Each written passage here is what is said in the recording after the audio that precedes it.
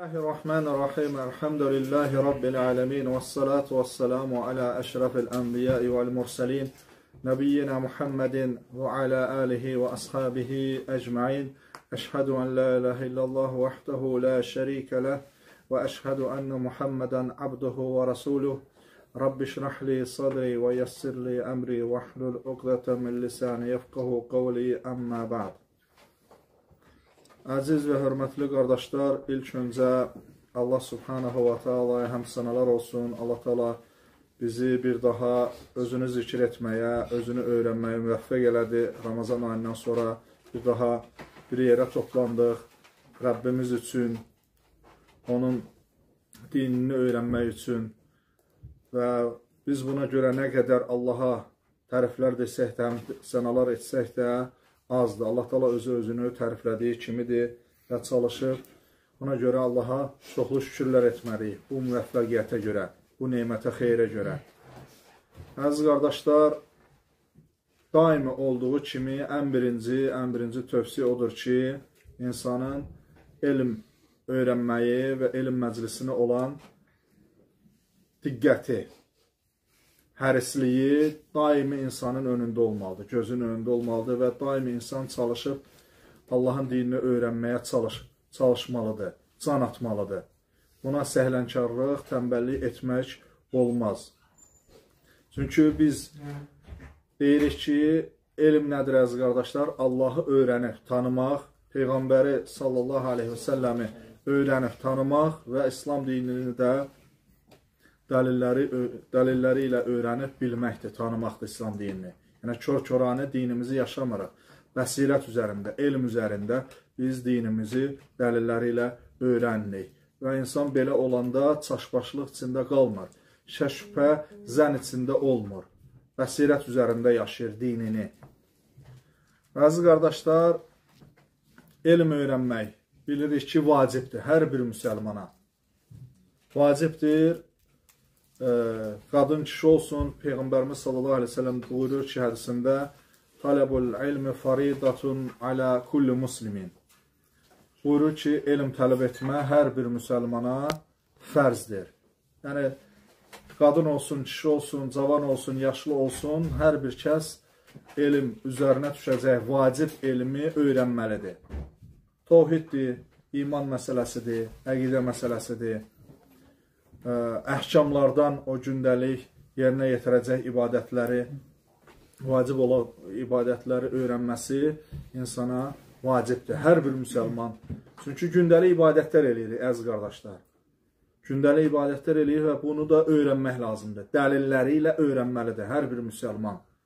Çünki bu gündəlik qarşılaşdığımız ibadətlərdir və hər gün yerinə yetirdiyimiz namaz ibadətidir ki, 5 dəfə hər gün namaz qılırıq. Və bu namazdan əvvəl namazın şərtləri var. 9 şərti var namazın. Və bu 9 şərti də çalışıb neynəməlidir? Hər bir müsəlman öyrənməlidir. Dəlilləri ilə.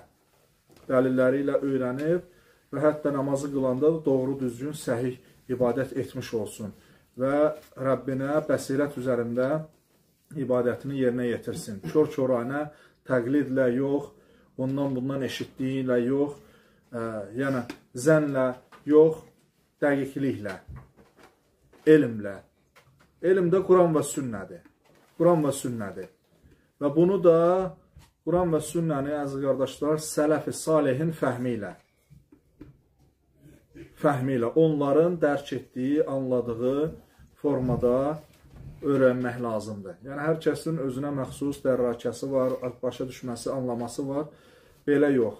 Yəni, biz bu Quran və sünnəni onların başa düşdüyü kimi. Çünki onlara kim çatdırıqdır? Yəni, sələf deyəndə kimdir? Peyğəmbər sallallahu aleyhi ve səlləmin sahabələri, tabinlər və ətva tabinlər, hansı ki, o 3 nəsil ki var, qızıl nəsil deyilir. Onlar Peyğəmbər sallallahu aleyhi ve səlləmə yaxın olanlardır və ondan sonra gələn nəsillə Peyğəmbər sallallahu aleyhi ve səlləmə yaxın olanlar, olanlara yaxın olanlardır və onlardan sonra gələnlər də eyni. Onlar təmiz ərəblər olublar. Peyğəmbərimiz sallallahu aleyhi ve səlləmin ətrafında olan sahabələrin hamısı demək olar ki, bir neçəsinə çıxmaq şərti ilə.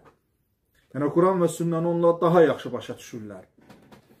Və Peyğəmbərimiz sallallahu aleyhi ve sellemin yanında vəhiy nazil olanda onlar orada iştirak eləyiblər, görüblər, canlı formada. Və belə asanlıqla onlar oradan Peyğəmbər sallallahu aleyhi ve sellemdən götürüblər və o özlərindən sonraki nəsilə bunu ötürüblər. Və bu elm, əziz qardaşlar, necə olubdur? Məclislərdə. Sahabələr Peyğəmbərimiz sallallahu aleyhi ve sellemin məclisində, tabinlər də sahabələrin məclisində və ətbə tabinlər də onlardan sonra gələn 3-cü yüzillikdə olanlar da tabinlərdən olan alimlərin məclislərinə bax belə götürüblər. Bir-birlərinin ağzından eşitməklə. Yəni, elm bərəkətli olmağını istəyirsənsə də, öyrəndiyin elmin bərəkətli olmağını istəyirsə, onun məclisdə və əhlindən götürməlisən. Əhlindən. Yəni, insanı sabit qalmaq səbəblərindən də birisi budur. Elm əhlindən götürürsən və elm məclislərində iştirak eləyərək götürürsən. Çünki elm məclislərində iştirak etmək Peyğəmbərimiz sallallahu aleyhi ve sellemin tövsiyəsidir. Və ən bərəkətli də budur. Yəni, asan, insan birbaşa yerindən, mənbədən götürür. Və insan elm məclisində olanda fikri o qədər yayınmır. Amma yəni başqa vasitələrlə, düz indi əlhamdülillah ki, Allahın neməti asanlaşdırıbdır. Başqa vasitələrlə, yəni insan yazılıb sonra da ötürülmə vasitəsilə də, yəni canlı olaraq da belə də olur. Və yaxud da yazılır sonra da, yəni sosial şəbəkələrdən götürmək olur. Amma yenə də ki, məclisdəki eyni kimi hasil olmur. Çünki məclisdə elm məclisində mələklər iştirak eləyir. O məclisə Allahın rəhməti, sükunəti nazil olur. Və orada oturan hər bir şəxs üçün mələklər Allahdan bağışlama diləyirlər. Və məclisdən qalxanda da mələklər deyirlər ki, qalxın, artıq sizin bütün günahlarınız bağışlandı. Başqa bir rəvayətdə isə buyurur ki, günahlarınızın yerini savablar tutdu, deyir. Yəni ki, elmi əhlindən və məclisdə götürmək lazımdır. Çünki Peyğəmbərimiz sallallahu aleyhi ve sellem belə etmiş. Hətta Peyğəmbər sallallahu aleyhi ve sellemə Cəbrail aleyhissalam gətirəndə, vəhiy gətirəndə nə olubdur? Birbaşa Cəbrail aleyhissalamdan Peyğəmbər sallallahu aleyhi ve sellem görüşərdi. Birbaşa Peyğəmbər sallallahu aleyhi ve sellemə çatdırardı və Peyğəmbər sallallahu aleyhi ve sellem də ondan eşitdiklərini sahabələrə çatdırardı, deyərdi. Və sahabələr də Peyğəmbər sallallahu aleyhi ve sellemin məclislərində iştirak etməyə həris olublar, can atıblar. Yəni, birbaşa nə eləsinlər, əziz qardaşlar, Peyğəmbər sallallahu aleyhi ve sellemin öz ağzından eşitsinlər. Belə olubdur, yəni. Və bundan sonra da tabinlər də nədir?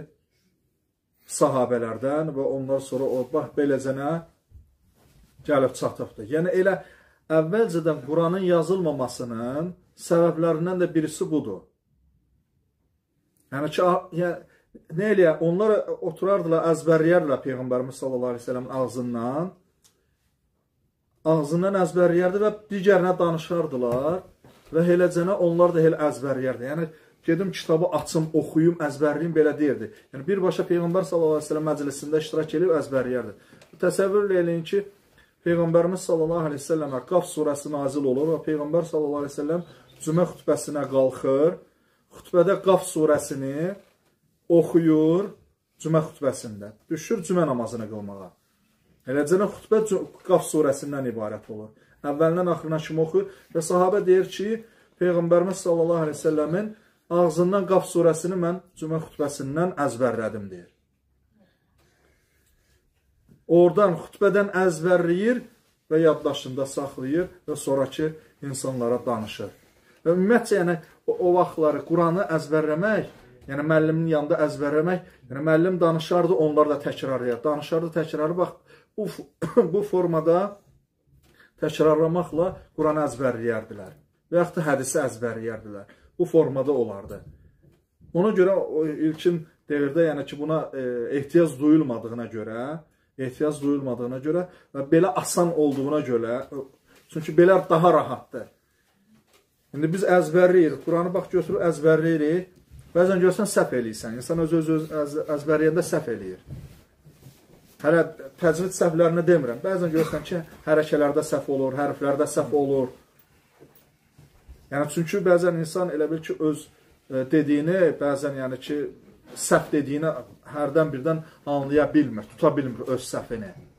Öz səhvini tuta bilmir. Amma qarşıdaşı başqa birisinə danışanda, hətta o qarşındakı danışdığın adam müəllim olmasa da belə, normal Quranı üzrlə oxuyan olsa da belə, baxır və yaxud da əzbərində olsa o surə, o asanlıqla səni nədir? Səhvini tuta bilir. Və ona görə də elə olubdur əvvəlki vaxtda. Əvvəlki vaxtda elə olubdur ki, yəni bu deyərdə o təkrar bu. Deyərdə indi ki, bax, balaca uşaqlar ki var, hərf bilməyən. Hərf bilməyən uşaqlar nə tər əzbərlədirlər? Deyirlər, çoxlu təkrar deyir, uşaq da təkrarlayır onu. Deyir, təkrar, baxsan ki, o götürsən Quran kitabını qabana qoysan, hərfləri bilmir. Amma görürsən ki, nə qədər çoxlu surələr, ayələr əzbər bilir. Bəli, qulaq asmaqla, tələqqi ilə, təlqin etməklə də, yəni bu ağızdan deyir, o da onu eşidir, təkrarlayır. Bax, beləcənə əvvəl də elə olubdur. Peyğəmbərimiz sallallahu aleyhi ve sellemin məclisində iştirak eləyərdi hər kəs, ağzından çıxdığını artıq nə eləyərdi? Yadında saxlayardı. Yadında saxlayardı. Və Peyğəmbər sallallahu aleyhi ve sellem hərəkətlərindən, deyiş tərzindən onlar onu başa düşərdilər. Sözün mahiyyətini, mənasını, nə qəsd etdiyini. Bu da indi də elədir. Yəni, müəllim danışanda nə qəsd etdiyini insan artıq bir adamla çox müəllimin dərsində gəlib iştirak eləyirsə, bir dərsdən, 2 dərsdən sonra artıq müəllimin qəsdini başa düşə bilir. Ona görə, yəni ki, amma kitabda bəzən görsən belə tutmaq olmur. Yəni, kitabda insan öz hərəkətlərinlə, yəni ki, bu şeyləri bir üzə verə bilmir də, amma yəni ki, canlıda isə bu, birbaşa iştirak etməklə bu nə olur, əziz qardaşlar, hasil olur. Bu hasil ola bilir. Ona görə, inşallah ki, elmi, əziz qardaşlar, nə etmək lazımdır? Məclisdə, mənbədən, əhlindən götürmək lazımdır. Buna can atmaq lazımdır. Elm məclislərində xeyir, bərəkətli var. Elm məclislərində mələklər iştirak edir. O məclisi mələklər axtarırlar. Və əziz qardaşlar, bilmək lazımdır ki, bu mübarək məclisin özünə məxsus ədəbləri var. Bunun da ədəblərini ən yaxşı vəsf eləyən hədis Cəbrail əleyhissalamdan, Cəbrail hədisi deyilən bir hədisdir. Hamımızın bildiyimiz, eşitdiyimiz, hansı ki, Müslimin Ömər radiyallahu anhuda rəvayət etdiyi hədisdir ki, bir gün biz Peyğəmbər sallallahu aleyhi ve sellemin yanında oturmuşduq, tanımadığımız bir nəfər bizim yanımıza gəldi. Ağappaq paltarda, qapqara saçları, heç kimin tanımadığı, üstündə də səfər əlaməti də yox idi. Çünki səfərdən gələn adamın istər-istəməz, yəni hansısa da yəni, paltarının qırış olmağındanmı və yaxud da ki, ola bilsin, səfərdən gələn adam istər-istəməz müəyyən vaxt məsafə getdiyinə görə, ola bilsin, tərliyirmi, ya bədəninin isimi və yaxud da əyninə geyindiyi paltarmı, ya üstündə başında toz, torpaq, o vaxtki ilə indiki fərqlidir də, yəni çöllükdə yol gedərlə, atla, eşəklə, dəvə ilə çox fərqlənərdi. Və gəlir Peyğəmbərimiz sallallahu aleyhi ve sellemin, fikir verin, Peyğəmbərimiz sallallahu aleyhi ve sellemin yanında oturanda, Peyğəmbər sallallahu aleyhi ve sellemin yanında necə ədəblə oturur Cəbrail aleyhissalam.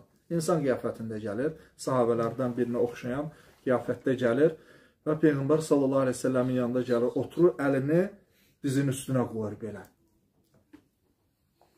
Və sakitcənə başlayır Peyğəmbərimiz sallallahu aleyhi ve sellemə suallar vermək, ədəblə. Yəni, bu sahabələrə bunu öyrətməkdir. Elm məclisinin ədəblərini öyrətməkdir. Görün, heç kim danışmır orada. Heç kim danışmır. Və Peyğəmbər sallallahu aleyhi ve sellemə sual verir. İlk sual İslam barəsində olur. İslam nədir? Və Peyğəmbər sallallahu aleyhi ve sellem İslamı başa salır, yəni deyir İslam nə olduğunu və deyir ki, düz dedin. Və deyir, biz təəccübləndik. Biz təəccübləndik. Yəni, o deyir, özü soruşurdu, sonra da təsdiqləyirdi. Bu qəribədir də. Yəni ki, qəribədir ki, insan bilmirsən, adam bilməyəndə soruşur da, biləndə nəyə soruşsan. Amma bizdən olsa, deyər ki, yekə kişisən, yəni sanki müəllimi imtihan mı eləyirsən, yəni şeyx imtihan eləyirsən və yaxud da alimi imtihan eləyirsən, bilirsən, niyə soruşursan. yəni buna hərəkətdə eləyirsə, amma yox, sahabələr sakit dururlar. Tanımadıqları adamdır, gəlibdir və Peyğəmbər sallallahu aleyhi ve sellemə suallar verir. Özdə verdiyi suallar da ki, İslam, iman, ehsan və qiyamətin əlamətləri barəsində. Və fikir verin, həm sahabələrin davranışına, rəvayətdə gələn fikir versə, sahabələrin davranışına, həmsində Cəbrail əleyhissalamın Peyğəmbər sallallahu aleyhi ve sellem huzurunda oturub ona sual verməsinə, onun da həmsinin davranışına. Və baxsaq, görsək ki, orada gəlir ki, deyir, üstü təmiz idi. Yəni, insan istər elm məclisinə, istər də xüsusən də məscidə gəlirsə, istər elm məclisdə olsun, məsciddən kənarda olsun, nə eləməlidir? Buna fikir verməlidir. Yəni, orada o elə-belə deyilməyibdir. Elə-belə deyilməyibdir. Yəni, çünki sən bura elm məclisinə gələndə, məscidə gəndə Allahın evinə geçsən, biz bu barədə məscidin ədəbləri barəsində danışmışıq. Elm məclisinə də gələndə Allah məclisinə gəlsən. Çünki orada Allahdan danışılır. Orada Allahın şərəfli, hörmətli mələkləri iştirak eləyir. Səni kimi başqa nədir? Salih insanlar iştirak eləyirlər. Ona görə insan nədir? Buna fikir verməlidir. Elm məclisinin ədəbləri çox mühümdür və biz çox eşitmişik ki, sələflərimiz deyərdilər ki, biz elm öyrənməmişdən öncə ədəb öyrənərdik. Sonra elm öyrənərdik. Yəni, insanın elm öyrənsin, ədəbsiz birisi olsa, insanın, yəni ondan kimsə elm götürərmi? Yox. Yəni, o qədər elmi olsun ki, yəni insanlar onun o ədəbi aşağı olarsa da, ədəbində zəif olarsa da, və yaxud da ədəbsiz olarsa da, yəni onun insanlara, yəni nə olsun ki, onun o qədər çoxlu elmi var. Və yaxud da məsələn, deyək, Quranı əzbər bilir və mənasını bilir. Amma yəni ədəbində problem var. İnsanlar götürməzlər onu. İnsanlar götürməzlər. Yəni, bir dənə alicə bir qissəni misal çəkim. Şeyxlərdən birisi müsəlman ölkələrindən birinə səfər eləyir. Yəni, İndoneziya. Saudi Ərəbistandan bir nəfər İndoneziya gedir ora. Yəni, insanlara dəvət etmək üçün bir məclisdə oturanda ayaqlarını uzadır. Ayaqlarını uzadır, insanlar baxırlar ki, bu məclisdə oturubdur, yəni bu yekətdə, bu böyüklükdə bir şeyxdir, gəlibdir, məclisdə oturub, ayaqlarını da uzadıbdır. Yəni sanki elm məclisinin ədəbindən deyil, özü xüsusən də müəllim adam. Bir var ki, sıravi birisi olsun, bir də ki, müəllim kimi adam gəlib dəstə oturur, ayaqlarını da belə uzadır. Yəni ki, buna elə bir ki, fikir vermirlər, da artıq küçümsüyürlər bunu. Yəni, şeyx də onudur. Qutarandan sonra deyir ki, yəni üzrü hesab eləyin. Yəni mənim ayaqlarımda problem olur da. Elə olur ki, stol və ya da stul olmur, yerdən oturası olur və ayaqlarında qatlaya bilmir, bardaş qura bilmir. Yəni belə məcbur olub oturur. Məcbur olur, sonunda da üzrü xahlıq eləyir ki, üzrü hesab eləyin, yəni ki, problem var deyə belə ayaqlarını uzatdı. Deyirlər, şeyx, biz bunu əvvəlcədən deyərdi. Əvvəlcədən deyərdi, bizə yəni ki, belə baxdıqca bu niyə belə eləyir? Yəni biz fikir vermədik. Yəni ki, buna bax, yəni bu ayaqlarını belə ədəbsiz adamdır, bu nəyinə qulaq asacaq? Ədəbsiz adam nəyinə qulaq asılar? Ona görə gör, mühüm şeydir ki, insanlar bəzən belə şeylərə fikir verirlər. Yəni, şeyx adamdır, elmli adamdır, durub oradan ora gedir, insanlara dəvət eləməyə, yəni bir dənə buna görə, onu ədəbsizlik görüblər insanlar, belə götürəndə əslində ədəbsizlik deyil də insandır. İnsan fikirləşə bilər ki, yaşlı adamdır, nəsə problemi var, amma yəni, bir qism adam başa düşə bilərəm. Ola bilsin ki, bir çox adam bunu başa düşməsin. Yəni, bu, əgər belə bir şey varsa, əvvəlcədən deməlidir. Yəni, bu nə hansısa bir yolla və yaxud üzrxahlığla deməlidir ki, üzrü hesab edin, yəni ki, xəstəyəm, ayağım qatlanmır, bardaş qura bilmirəm, nəsə problemini deməlidir ki, insanlar başa düşsünlər artıq əvvəlcədən. Yəni, bunu ədəbsizlik kimi hesab eləməsinlər. Və yaxud da kimsə də təqdim eləyirsə də onu desin ki, bax, belə bir şey var. İnsanlar bunu ədəbsiz kimi, qeyri-adi kimi qəbul etməsinlər. Çünki belə şeylərə fikir verirlər insanlar. Və ona görə deyirik ki, əziz qardaşlar, həm müəllim, həmsinin də nədir? Həmsinin də tələbələrin, orada iştirak eləyənlərin nədir? Ədəb məsələsinə fikir verməsi mühümdür. Bax, sahabələr Peyğəmbər sallallahu aleyhi ve sellem huzurunda olanda Cəbrail əleyhissalam arasında görürsünüz, əvvəldən axıra kimi Birinci səfər deyir, İslam barəsində soruşur, deyir, doğru dedin. Təəccüblənirlər. İkinci dəfədə iman barəsində soruşur, deyir, doğru dedin. Yenə təəccüblənir. Üçüncü səfər ehsan barəsində soruşur, yenə deyir, doğru dedin. Yəni, heç kim neynəmir? Peyğəmbər sallallahu aleyhi ve sellem məclisində cürət eləyib, o danışan adamla bunun arasını neyləmirlər? Kəsmirlər, sözünü kəsmirlər. Yəni, insan gərək, kimsə də sual verirsə də, kimsə danışırsa da, başqa bir adam da yəni, bu neynəməlidir? Bu ədəbi qorumalıdır. Ədəbi qorumalıdır. Və həmçində müəllim danışırsa da, qıraqdan nədir? Müdaxilə edilməməlidir. Yəni, yalnız istisna ola bilər ki, unudarsa və yaxud da danışanda insan da səhv eləyərsə, yəni xətaya yol verərsə, onu düzəltmək üçün eyb etməz bu. Problem yoxdur. Bunu hətta xütbədə belə etmək icazəli. Hansı ki, xütbə vaxtı danışmaq nədir? Haramdır.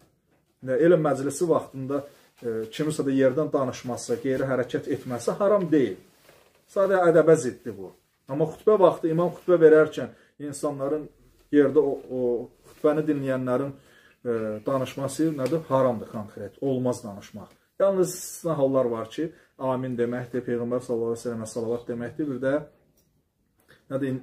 Yəni ki, xütbə verən adam səhv eləyərsə, xəta eləyərsə də və yaxud da unudarsa, necə ki, namazdaşı kimi onu tamamlamaq kimi, bunda yəni ki, bu istisna hallar xaric. Yəni bu elm məclisində isə nədir?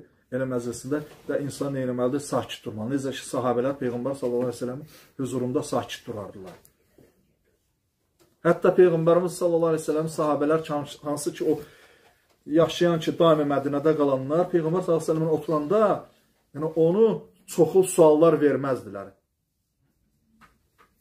Yəni, müəllimi yükləmək kimi də, yəni ona görə Peyğəmbər sallallahu aleyhi ve sellem deyir ki, mən sizi nə qədər ki, tərk elədiyim müddətdə siz də məni tərk eləyin. Yəni, görürsünüz ki, danışmıram.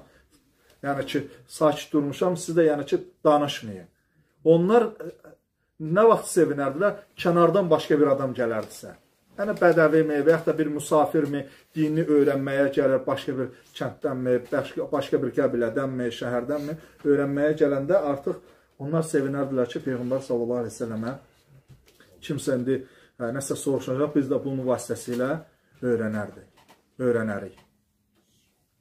Bunu fürsət bilədir. Yəni, bu ədəbləri insan fikir vermək lazımdır. Fikir vermək lazımdır ki, hətta öyrəndiyi elmdə, əziz qardaşlar, fayda olsun. Fayda olsun. Belə, yəni ki, beləcənə də insan buna fikir verərsə, hər təzə gələn adam da görür ki, artıq orada oturan insanlar sakit dururlar, qulaq asırlar, dinləyirlər, o da bundan təsirlənir. Və bir də əziz qardaşlar, fikir vermək lazımdır ki, burada danışılanlar əfsanədir, hekayədir. Yox, Allahın kəlamları danışılır. Allah barəsində danışılır. Yəni, insan necə ola bilir ki, Allahın kəlamı danışıldığı yerdə, mübarək sözlər danışıldığı yerdə o sözləri neynəsin, kəssin, müdaxilə etsin. Yəni, bu ədəbdən kənar bir şeydir ki, yəni, sakit, təmkinlə, aramla, yavaş-yavaş, səbirlə dinləməlidir. Yəni, indi kimsə deyə bilər ki, yaddaşım, yəni sual əmələ gəldi, yarandı dərs əsnasında, danışıq əsnasında. Onda ya yadında saxlamalıdır, ya da ki, nədir, qeyd eləməlidir. Və kağızda və yaxud da telefonunda qeyd etməlidir. Qeyd etməlidir ki, yəni ki, dərsdən sonra və yaxud da danışıqdan sonra sual verilsin. Yəni ki, onda yaranan o sual ki var, ziddiyyət ki, o aradan qalxsın. Amma dərs əsnasında çalışıb neyləmək lazımdır, müəllimin danışığını kəsmək düzgün deyil. Ən birincisi, müəllimdən də əvvəl, yəni o danışılan kəlama hörmətsizlikdir. Yəni, biz belə deyirik, biz bəzən insan elə başa düşməsin ki, kimsə də özünü yəni ki, müdafiə etmək üçün yox. Qarşıdakı dinləyən insanları, əziz qardaşlar, yəni səni təmizə çıxartmaq üçün, səni ədəbli tutmaq, Allahın kəlamı ilə səni ədəbli tutmaq üçündür. Yoxsa sən, məsəl üçün, deyək ki, lap belə deyək ki, lap biraz açıq danışır, sən mənim sözümü kəsdinsə, bir insan da deyək ki, mən də heç bu məsələdə bir xətrimə də dəymir. Yəni, sən mənə hörmətsizlik deyil, bəlkə heç mənim xətrimə dəymir. Yəni Allahın kəlamına, Peyğəmbər sallallahu əleyhi və səlləm hədisinə olan hörmətsiz. İnsan onu ən birinci fikirləşməlidir. Müəllimdən öncə, danışandan öncə, fərqi yox, müəllimdir, şeyxdir, alimdir, kimsə də danışırsa, dəvətçidir. Ondan öncə fikirləşməlidir ki, mən o danışılan söz ki var, onu kəsirəm, ona qarşı hörmətsizlik eləyirəm. Və bu söz də nədir? Vəhiydir, ya Quran ayəsidir, ya hədisdir. Yəni orada dindən danışılan hansısa da bir qaydalardır, usullardır. Yəni ki, mən buna müdaxilə eləyirəm, mən buna mane oluram. Yəni insan bunu fikirləşməlidir. Və sonra da yəni ki, müəllimi fikirləşir ki, belə təbii ki, bu adam əziyyət çəkir, gəlir, oturur, danışır, hazır biz qulaq asırıq. Yəni onu da yəni ki, nə eləmək lazımdır? Yəni necə ki, orta məktəbdə, universitetdə oxumuşuq, görmüşük, yəni ki, bu təbii ki, lazımdır. Yəni ki, ədəb qaydaları, həmçində müəllimə hörmət olmalıdır, əziz qardaşlar. Necə ki, Peyğəmbərimiz sallallahu əleyhi və səlləm, sahabələr, Peyğəmbər sallallahu əleyhi və səlləm, ondan sonra gələn tabinlər də, əziz qardaşlar, sahabələrə hörmət qoyar. Və beləcənə nədir? Bərəkət hasil olur. Yəni, ağız deyəmizdə belə bir sözdür, ağız deyəni qulaq eşidir. Yəni, hər kəs bir tərəfdən deyəndə, həm ola bilsin, müdaxilə olanda da insanların fikri yayınır. Və yaxud da müəllimin, ən çox da müəllimin fikri yayına bilər. Ona görə danışsın, müəllim danışsın, geçsin. Nəsə də ola bilsin, unutsa, yəni və yaxud da mövzu ilə əlaqədar kənar bir sual əmələ gəlsə, onda artıq nədir, dərsdən sonra, danışıqdan sonra artıq yəni, sual üçün vaxt qalırsa da və yaxud da artıq açıq məclis elan olunursa da, onda yəni ki, yenə də bunda da, əziz qardaşlar, hər bir kəs müsəlman qardaşına da yəni ki, hörmət qoyaraq da bir-bir sakitcənə nə etməlidir? Suallarını verməlidir və bir də çalışıb, yəni ki, elə eləməlidir ki, başqa qardaşın da haqqına girmək kimi, yəni çalışsın, bacarsın, bir dənə, iki dənə test sualını versin, yəni o birisinə də yer saxlar. Gördü, artıq yoxdur, yəni özünün, yəni ki, ikinci ya üçüncü sualını. Adam var ki, bir də görsə 5 dənə sualla gəlir, yəni kimsə də tələsir, qardaşdır. Bəlkə onun sualı nədir? Bundan daha mühümdür, daha mühümdür. Neynəsin, yəni ki, yer qoysun ki, o da sualını versin. Axırda görür ki, bu oturub burada gözləyə biləcək. Yəni ona da, yəni artıq hamı qutarandan sonra sualını versin də, yəni. Çünki o, yəni elə olsun ki, hamıya çatsın. Yəni bu ədəblərə riayət etmək lazımdır. Yəni ki, ədəblər mühümdür. Mühümdür, yəni ki, bizim elmimizdə bərəkət olmasına görə və həmçinin də bir-birimizə hörmət qoymamıza görə, əziz qardaşlar. Əziz qardaşlar, sonra da edəcəyim tövsiyə odur ki, artıq Ramazan ayı keçdi, getdi. Ramazan ayından sonraki ayda, Şəvval ayındayıq.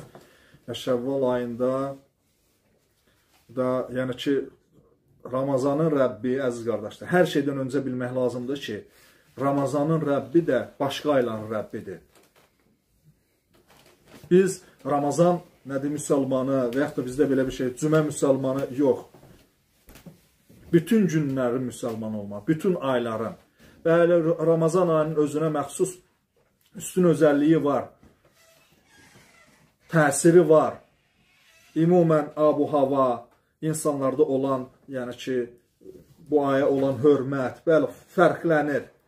Bu fərqlənməlidir də.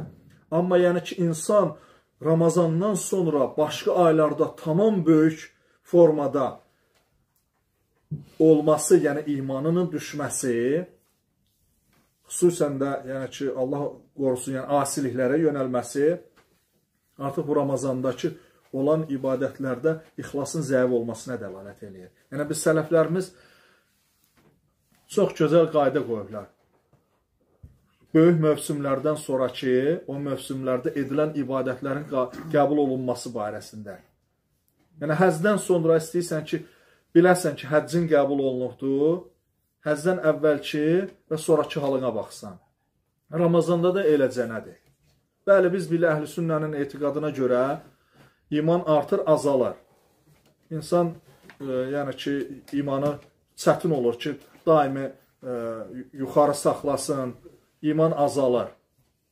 Yəni, bəzən görsən, yəni ki, qalxır, itaətlə artır, asiliklər, günahlarla azalır. Amma yəni bunu qoruyub saxlamaq lazım. Yəni bunu insan özünə də nədir?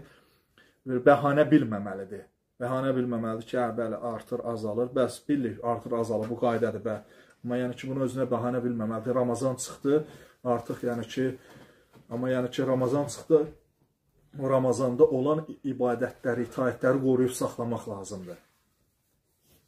Onu saxlamaq lazımdır və bunu saxlamağa da sənin ixlasına dəlalət edir. Yəni, sən o deməkdir ki, Ramazan müsəlmanı deyilsən. Yəni, təkcə Ramazanı, Allahı Ramazanda tanımısan, bütün aylarda tanıyırsan, Allaha bütün aylarda ibadət edirsən. Xüsusən də fərz əməllər, yəni ki, xüsusən də 5 namaz ki var, gündəlik yerinə yetirdiyimiz, onu çalışırsan ki, yəni, başqa vaxtlarda da məsciddə qılasan, cəmaatla qılasan, cəmaata həris olasan.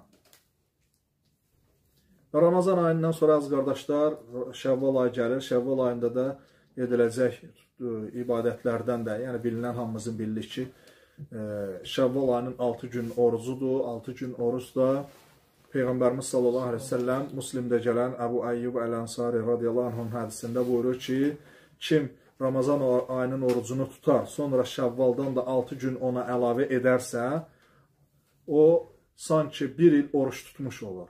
Yəni, bir əməlin 10 mislində savabı vardır. Yəni, minimum bir əməlin, yəni etdiyin hər hansı bir yaxşılığın minimum 10 savabı var. Yəni, bu da 30 gündə nə eləyir? 300, 6 gündə 360 eləyir. Yəni, hər artıqlamasından olur ki, yəni 355 gündə, yəni hicri ilə. Yəni, orada artıqlamasından olur. Bəli. Bu Ramazan ayını əziz qardaşlar tutandan sonra çalışıb, həmçində bu insanın ixlasına dəlalət edir ki, insan fərz əməlindən sonra nafilə əmələ gəlmək. Yəni ki, bizim Şəvval orucunu tutmağımız məcburuq, vacibdir. Yox. Bu tatavvodur, könüllüdür. Kim istəyir tutur, kim istəyir tutmaz. Amma fərzdən sonra, yəni bu, amma fərz əmələ biz məcburuq axı, tutmalıyıq. Bizə bu fərzdir.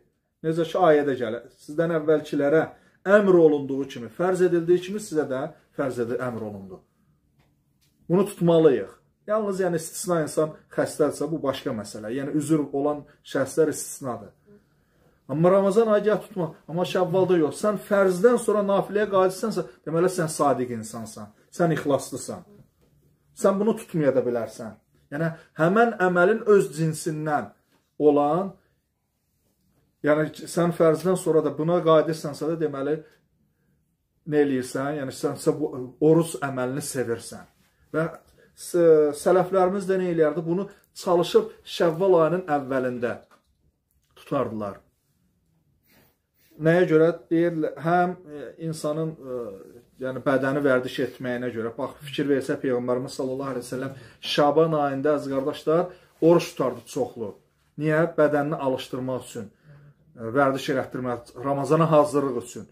Yəni Ramazandan sonra da dərhal insan bayram gününün sabahı, yəni və yaxud da birisi günüsündə tutursa da artıq bunu, artıq bədən öyrəşibdir. İnsanın canı bunu öyrəşibdir. Asan olur. Çox fasilə verəndə biraz ola bilsin, çətinlik yaransın. Xüsusən də indi günlər uzanmağa doğru gedir və yaxud da istiləməyə doğru gedir. Amma yəni ki, ümumən Şəvval ayının orucunu Şəvval ayının əvvəlindən birini çıxmaq şərti ilə, bayram gününü çıxmaq şərti ilə, bayram günü oruç tutmaq haramda olmaz. Heç bir oruç tutmaq olmaz. Nə orucu olur olsun, fərqi yoxdur. Kəffarədir, nəzirdir, fidyədir, nə olsun, nə oruç tutursansa tut. Yəni ki, həmən o gündə, bayram günlərində oruç tutmaq olmaz, haramdır, icma ilə. Ondan sonraki gündə artıq sən Şəvval ayının orucunu nə eləməlisən? Bacarırsan, çalışırsan, istəyirsənsə də tuta bilərsən. Düz Şəvval ayının axırına kimi. İstədiyin günə də sala bilərsən, əziz qardaşlar, istədiyin gündə orucu, yəni 6 günü, şərt deyil ki, ardıcıl 6 günü bir dəfənə tutasan. Yaxşıdır, bəli, belə eləməyin yaxşıdır, xüsusən də yəni Ramazan orucuna yaxın qutarandan sonra, bayramı ötürəndən sonra, çünki Ramazan bayramı, fitr bayramı bir gündür, amma Qurban bayramı isə belə ümumilikdə 4 gündür. 3 gün yarımda, yəni Zilhiccənin 10-u, 11-i, 12-si, 13-ü. 13-ü, yəni məğribə kimi, artıq məğribdə 14-ü olur. Yəni belə ümumən götürəndə belə yəni 4 gün eləyir. Amma Ramazanda bir gündür. Yəni bir günü ötürdünsə də artıq növbəti günündə orucu tuta bilərsən. Yəni deyirəm ki, 6 günü tutmaq, ardıcıl tutmaq şərt deyil. vacib deyil. İstəyən insan, yəni ki, bir dəfənə tuta bilər, rahat olsun deyə. İstəyən də, yəni ki, Allah birinci, dördüncü günə salıb tutmaq olar. Bəzi qardaşlar, Peyğəmbərimiz sallallahu aleyhi ve selləm bunu belə buyurmasında təhcənə, yəni bir ilin orucu hikməti deyil. Yəni bir il, bəli, savab budur. Peyğəmbərimiz sallallahu aleyhi ve selləm ümmətini həmən o əməldən sonra yenə də oruca qaytarması o orucun necə əzəmətli, böyük bir əməl olmağını bildirir. Allah yanında necə üstün olmağını bildirir. Bax, Peyğəmbərimiz sallallahu aleyhi ve selləmin yanına sahabə gəlir, deyir ki, Allah Rasulü, mənə yaxşılıq etmək üçün bir əməl, Allaha yaxınlaşmaq üçün bir əməl buyur. Peyğəmbər sallallahu aleyhi ve sellem buyurur ki, oruç tut. Deyir ki, yenə də tövsiyə elə. Deyir ki, oruç tut. Deyir ki, Allah Rasulü, yenə də tövsiyə elə. Deyir ki, oruç tut. Çünki onun tay bərabəri, bənzəri yoxdur. Biz elə Ramazan ayında da demişik. Çünki oruç elə bir ibadətdir ki, insan yatsa da oruçludur. Səhərdən axşama kimi sən ibadətdə olursan. Fikir ver. Ramazanı insan namazı qılanda 5 dəqiqə, 10 dəqiqə namazda olursan. Lap deyək, tək qılırsan 15-20 dəqiqə olsun. Amma insan oruclu olanda fərz orucu olsun, nafilə orucu olsun, səhərdən, sübh vaxtı girəndən məğrib namazına kimi insan ibadətdə olur. Yatsa da, oyaq qalsa da ibadətdə olur.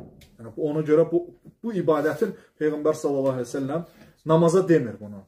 Həccə demir, sədəqiyə demir. Onun da bəli özünə məxsus, elə sədəqənin özündən götürülmüş sıdq sözündən də, sədəqə sözü, sadiqlik. Yəni, bunun da özünə məxsus bir özəlliyi, üstün cəhəti var ki, bunun ta bərabəri, bənzəri yoxdur. Ona görə insan, yəni təxminin 12 saatdan çox eləyir, 13 saata yaxın, yəni ki, insan 13 saata yaxın yəni dayanmadan ibadət içindədir. Yəni bu nafilə olsun, fərz olsun.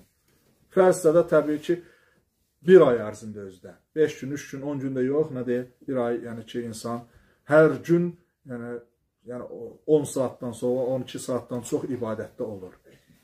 Ona görə Peyğəmbər sallallahu aleyhi ve sellem beləcənə bunu tövsiyə edir. Ramazandan sonra, yəni ki, bir daha oruca qayıtmağa. Həm bir il oruçlu savabını qazanasan, ondan sonra da yəni başqa oruçları tutmasan da belə, əziz qardaşlar, yəni ki, elə bir il oruç tutmuş savabını qazansan, insan bir il oruç tutması çətindir, axı, ağırdır. Hər kəs bunu eləyə bilməz insanlardan. Yəni, bir çox adamlar eləyə bilməz. Amma yəni ki, az bir əməllə bir çox insan çox savab əldə eləyir.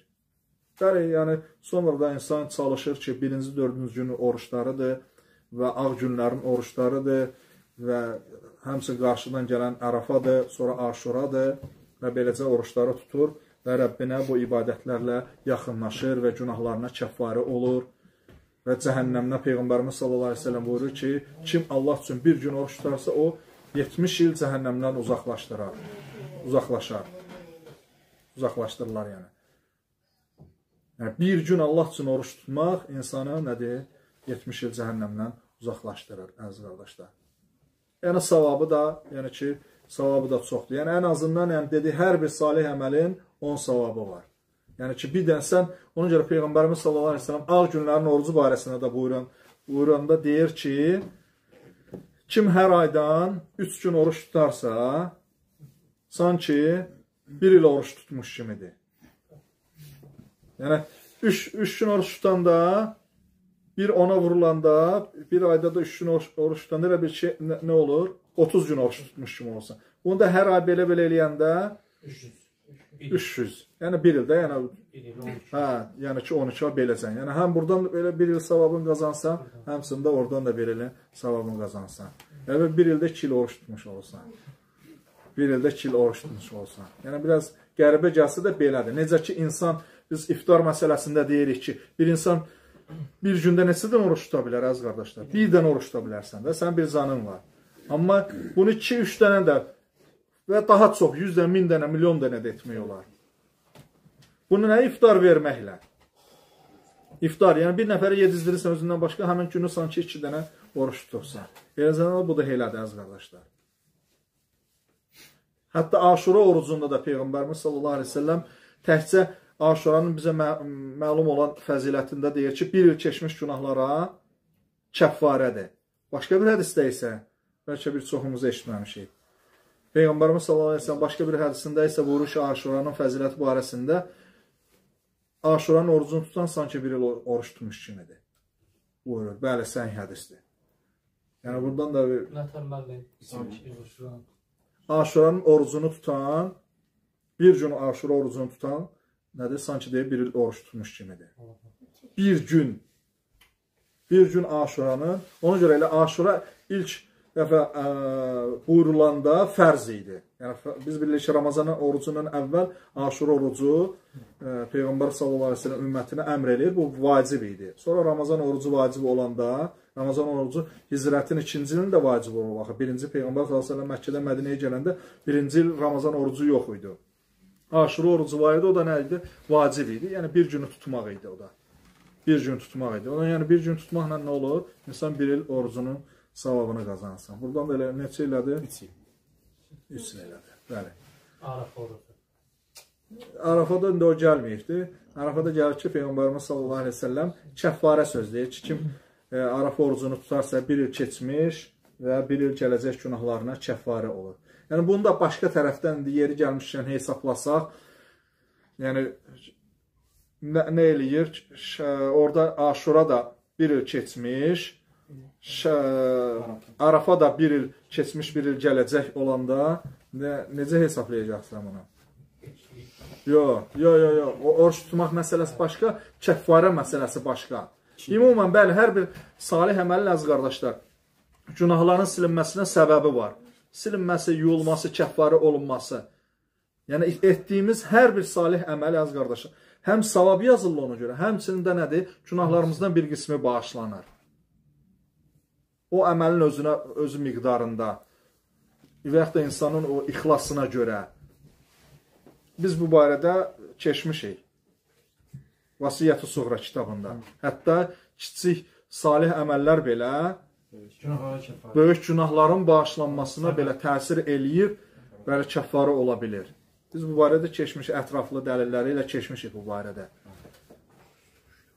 Yəni, bir insan qaydaq məsələyə Arafa orucunu tutursa, bir il keçmiş, bir il gələcək olur. Aşuranı da tutanda bir il keçmiş olur. Nədir? Bir ildə gələcək olur. Neçə dənə keçmiş oldu? 2 dənə. Kiçik günahları. Kiçik, təbii ki, kiçik günahları. Kiçik günahları. Elə bil ki, bir ildə 2 dənə oruç tutsan, Arafa ilə Aşuranı tutursan, 2 il keçmiş günahın bağışlanır. 2 il deyəndə, yəni ki, bir ildə üst-üstə 2 ildə, elə bil. Bir ildə üst-üstə 2 il. 2 il da arxaya doğru yox. Yəni 2024-2023 yox. 2024-də elə bir 2 qat bağışlanır. Belə. Çünki Aşura da özündən əvvəlki bir ili, Arafa da özündən əvvəlki bir ili. Belə. Yəni özündən əvvəlki indi 25-də, laf miladi ilə də 25-də nəyi? 24-dür. O da 24-dür. Yəni ondan qabaqçına sən hesablam üst-üstə gəlmirsən. Üst-üstə yəni bunu onun üstünə qoysan da belə. Ondan çıxmırsan belə. Və beləcə əziz qardaşlar, insan yəni ki, oruç tutmağın bu həm fəzilətidir, həmçində beləcənə də həyatını yaşayır, çalışır ki, salih əməllərə həris olsun. Və Ramazan ayından sonra əziz qardaşlar, salih əməllərə həris olmaq lazımdır və sələflərimiz Ramazandan 6 ay əvvəl dua eləyərdilər ki, Allah təala onları Ramazan ayına yetişdirsin, müvəffəq eləsin. Orada ediləcək salih əməlləri və Ramazandan sonra da arxeyin əllərini, ayaqlarını uzadıb belə arxeyin mi olardılar? Çünki Ramazan ayında insan əziyyət çəkir. Yəni deyək ki, yuxusuna haram qatır, az yatım, çox oxuyum, çox ibadət eləyim. Yəni başqa vaxtı bəlkə gecə namazlarına qalxmır, amma Ramazanda neyniysən, çalışırsan ki, təravih namazlarını ötürməyəsən. Çünki təravih namazının özünə məxsus da nədir? Savabı vardır. Yəni bir il keçmiş günahlara kəffarədir. Və insan 5 namazın qalsa, Ramazan orucunu tutursa da, Ramazan gecələrində təravih namazını qılırsa, nə olur? Kimlərdən salih? Peyğəmbərimiz sallallahu əleyhi və səlləm buyurur ki, siddiqlərdən və şəhidlərdəndir və qiyamət günü siddiqlərlə və şəhidlərlə bir yerdə olacağını buyurur. Yəni belə olanda insan bu əməli buraxmır və yaxşı, ondan sonra da, Ramazandan sonra da insan bu etdiklərini hədərmi verər? Yox, yəni qoruyub saxlamaq lazımdır. Yəni bu misal çəkilər alimlər ki, bir nəfər elə bir ki, o xurcunu mu və yaxud da bu əlində apardı, məsəl üçün deyək, kisəsi mi, bir tərəfindən elə bir deşiyi var, aşağıdan, yəni bir tərəfdən sən doldurursan, o tərəfdən də tökülə-tökülə gedir. Yəni belə olmamalıdır. İnsan ki, yəni o yığdığı meşoxdumu, yəni ki, bir tərəfdən deşik olub tökə-tökə getməyəsən. Onda nə faydası olur ki, nəyə doldurursan onu? Ona görə insan gərək təzdən də günahlara qayıdıb, xüsusən də ki, dillə olan günahlara. Bax, qiyamət günü Peyğəmbərimiz sallallahu əleyhi və səlləm hədisində buyurur ki, insan gələcək, birinə zülm eləyir, birinin haqqına giribdir, birinə söyübdür, savablarını götürüb paylayacaqdır artıq. Bir insan, əziz qardaşlar, bir insandan xoşu gəlməyəndə artıq onun barəsində nə edir? Xoşun gəlmədiyi, sevmədiyi adamlara sənin savabların paylanır. Yəni, insan dilinə hakim olsa, dilinə sahib çıxsa burada, özünü qorusa, savab əməlləri yığır bir tərəfdən də nə eləyir? Kimsə də qeybətini eləyir, kimsə arxasınca danışır, nəmmamlıq eləyir, söz gəzdirir, söyür, təhqir eləyir, aşağılayır və qiyamət günü də gəlir, nə olur? Bu etdiyi bu salih əməllər xeyirlər bunun əlindən alınır. Qalır müflis. Peyğəmbər sallallahu əleyhi və səlləm, bax, müflis hədisi bax budur, bax. Əsl müflis budur. Peyğəmbər sallallahu əleyhi və səlləm sahabələrdən soruşanda ki, müflis kimdir? Deyək ki, dinarı olmayan, pulu olmayan. Belə deyəndə ki, müasir sözlərdə bankrot olan adam. Bankrot olubdur, pulu heç bir şey yoxdur. Müflis olubdur. Əsl müflis bu deyil. Əsl müflis odur ki, insan dağlar boyda savablarla gəlsin qiyamət günü. Əziyyət çək, oxu Quranı, bir neçə dəfə xətm elə, sədəqə ver, təravih namazlarına dur, günüzləri az qal, axşamları da oyaq qal. Sonra da qiyamət günü gətir bu insanlara bunu payla. Özdə ki, kimə? Xoşun gəlməyən insanlara. Ona görə sərflərdən deyərdilər ki, əgər də qeybət edəsi olsaydım, nədə öz valideynlərimin qeybətini eləyərdim, yəni savablarım ona gedərdi. İnsan, valideyni insan sevir axı, nə qədər də bəzən biraz yaxşı olmayanda, yenə də fitrətdən insan valideynini sevir. Yəni ki, bunu ona verdiyimə nə inərdim, öz valideynlərimə verərdim. Belə əziz qardaşlar, həm elm barəsində, həmçində Ramazandan sonraki olan tövsiyədir bu, əziz qardaşlar. Çalışaq Ramazandan sonraki vaxtımızı da neyiniyək, səmərəli, faydalı keçərdək, çalışaq, yaxınlaşdıraq. Və belə bir söz deyir, Şeyx Abdurazaq, qardaşlar dünənləri qrupda paylamışmışdı. Deyir ki, kun Rabbaniyyən və lə təkun Ramadaniyyən. Deyir ki, Rabbani ol, Ramadani olma. Yəni ki, Rabbani müsəlman ol, Ramazan müsəlmanı olma. Yəni, Rabbani müsəlman nədir? Əməli ilə elmi üstün olan. Rabbani o şəxsdir ki, Rabbani olan insan, əməli ilə elmi üst-üstə düşür. Əməli ilə elmi üst-üstə düşür. Amma Ramazan müsəlmanı olan, yəni ki, elə bir müsəlman olur ki, əməli ilə elmin üst-üstə düşsün. Elm al, əməl et. Ramazan müsəlmana, yəni Ramazanda gəlib nə eləyib? Ramazanda müsəlman olub, itaətdə, ibadətdə olub, sonrası Ramazandan sonra da yoxa çəkil. Yoxdur. Bu adam yoxdur piyasada. Yəni, məsciddə də yoxdur, cəmaatda da yoxdur, heç bir yerdə yoxdur, yoxa çəkildi. Yəni, Ramazanda peyda olur və yaxud da cümə günü peyda olur, Ramazandan sonra da nə deyir? Belə bir, biz ixlas barəsində danışanda belə bir söz demişdik.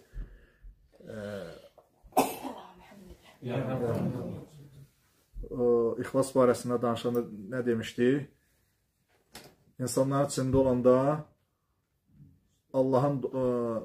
Allahın dostu, şeytanın düşməni, təhlükdə olanda isə Allahın düşməni şeytanın dostu olur. Yəni ixlaslı adam, yəni daimi, yəni insanların içində də, yəni fəal olduğu kimi, təhlükdə də nə olmalıdır? Fəal olmalıdır. Biz danışmışdıq dərslərin birində ki, insan necə bilməlidir ki, ixlaslı olmağını necə bilməlidir? Onlardan da birisi odur ki, insanların içində fəal olduğu kimi, yəni ki, əməllərini çox göstərdiyi kimi, təhlükdə də nədir? Əməlləri çox olmalıdır. Əksinə təhlükdə insanların içindən daha çox olmalıdır. Gizli əməllər daha çox olmalı. Bu sən ixlasına dəlalət edir. Yəni insanların içində insanlar görür, axı maşallah nə qəşəng, tərifli. Amma təhlükdə olanda heç kim görmür, insan tənbəl. Tənbəl olur. Amma yəni sən bunu əgər artıq eləyirsənsə də bunu, deməli sən ixlaslısan. Yəni sən insanların tərifini güdmüsən. Həqiqətən ixlas əhlisən ki, təhlükdə çox eləyirsən bunu. Allah Taala'dan istəyirəm, Allah Taala bizə eşidib faydalanardan etsin. Allah Taala'dan istəyirəm ki, Allah Taala bundan sonra da bizi çoxlu Ramazan aylarına əmin-amançılıq, afiyyət üzərində bizi çatdırsın, müvəffəqiyyət versin daimi. Allah Taala bizi özünü sevib, razı qaldığı əməlləri yerinə yetirməyə. Allah Taala'dan istəyirəm, Allah Taala bizim bütün günahlarımızı bağışlasın, bizi əfv etsin. Allah Taala'dan istəyirəm, Allah Taala bizi daimi harada olursa olaq, qorusun, hifz etsin. Allah Taala'dan istəyirəm ki, Allah Taala bizə burada yığıb cəm etdiyi kimi uca cənnətdə sevimli Peyğəmbər Muhammed sallallahu aleyhi ve sellem yanında bizi cəm eləsin, toplasın. Daha doğrusunu Allah bilir. Və sallallahu alə nəbiyyinə Muhammedin və alə alihi və sahbihi əcməin.